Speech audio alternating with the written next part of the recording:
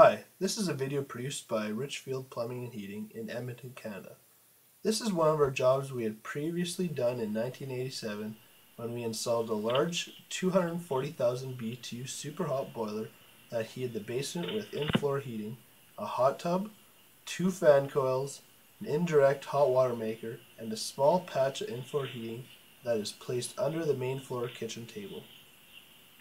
Now in 2009, our client would like to install in-floor heating in all the tile areas of the main floor with Uponor QuikTrak, and replace the boiler, boiler piping, and indirect hot water maker. I will now continue with the first of 3 walkthroughs of the main floor that shows the progress of the QuikTrak.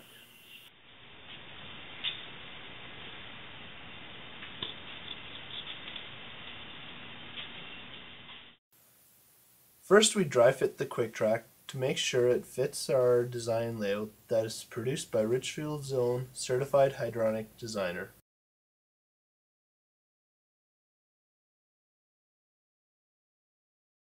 Then we screw the QuikTrak to the subfloor, vacuum out any debris that are inside the QuikTrak, and place silicone inside the track to hold down the tubing prior to installation.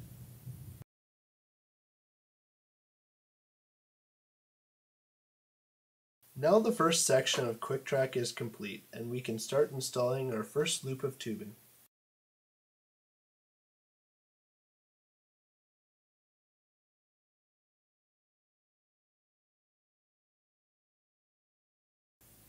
Notice the penetration through the floor where the tubing enters the boiler room.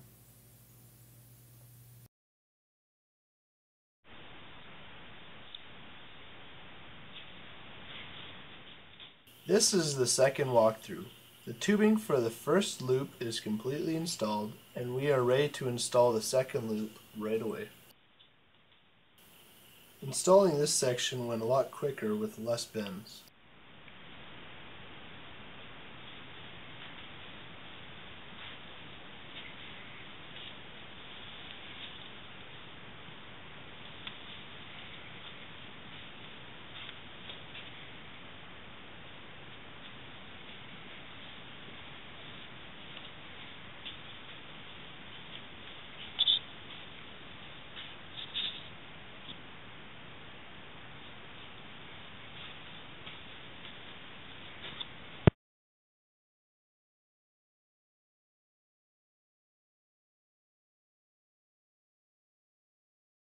The silicone holds the tubing in place, and a small rubber mallet is needed to ensure the tubing goes completely inside the track.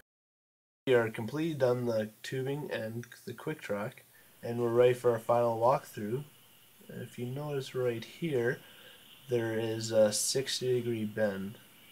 The QuikTrak can be made to fit any sort of bend, like whether it be 45s or 20s, whatever it throws at you. You just have to ensure that the tracks line up.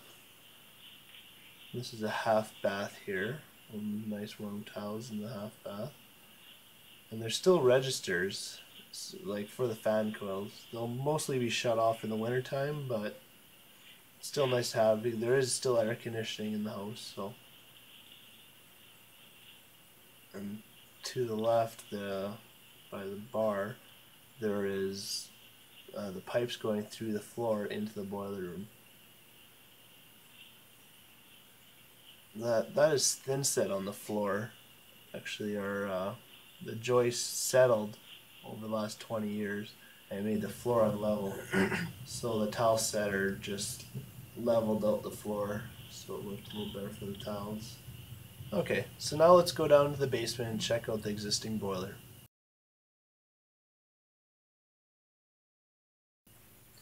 Here's the SuperHot boiler with the chimney there, the hot water maker, water softener to the left, the expansion tank with gauges and zone valves and spiral vent.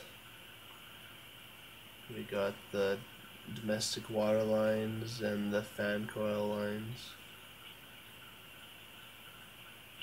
And that's the old system that was done 22 years ago by us.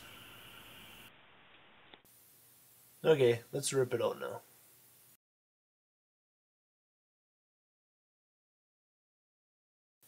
This is our heating board we built in our shop. And this is the LX 150 Trinity boiler we're about to install, and our domestic hot water maker.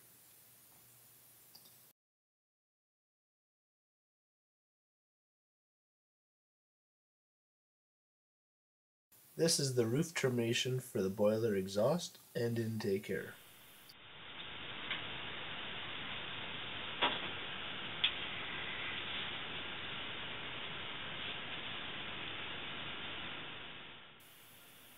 Okay, so we're done all the soldering and wiring, and we got the boiler up and running.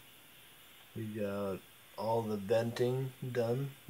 That's exhaust on the right and the fresh air intake on the left to clean out. The exhaust is CBC 636. Okay, so this is the touch screen. Let's go to the main screen here. This shows all the supply and return water temperatures and the stack temperatures, the outdoor temperature, and indoor temperature. Really, this touch screen is really nice and fancy. It's really lets you set everything. There's our company name in there as well. Just gives you full control of everything on this boiler. There's the outdoor reset. It just sets everything there. In the domestic hot water, you can set your modulation rates. It's pretty easy to do. It takes some getting used to, obviously, but it is very easy to use. The boiler's firing there, and this is our control system with the low water cutoff and the spiral vent. There's the main boiler pump.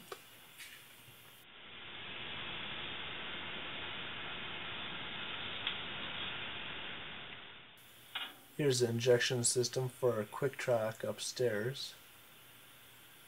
Pump there, and these lines connect to all the lines that we fed through the floor.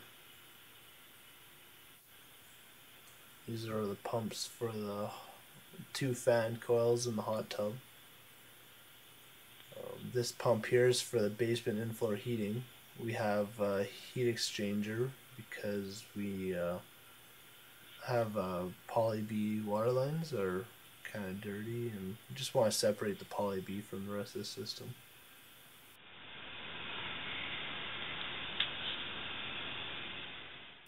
Okay, this is the pump for the domestic hot water. This will go to the hot water maker, the 2 1-inch lines.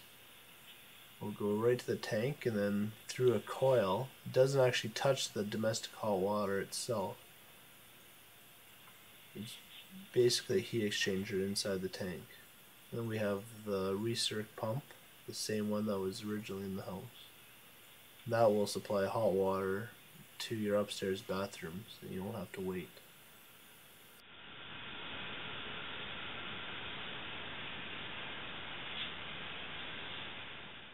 Okay, well that's the end of the video. Hopefully you liked it.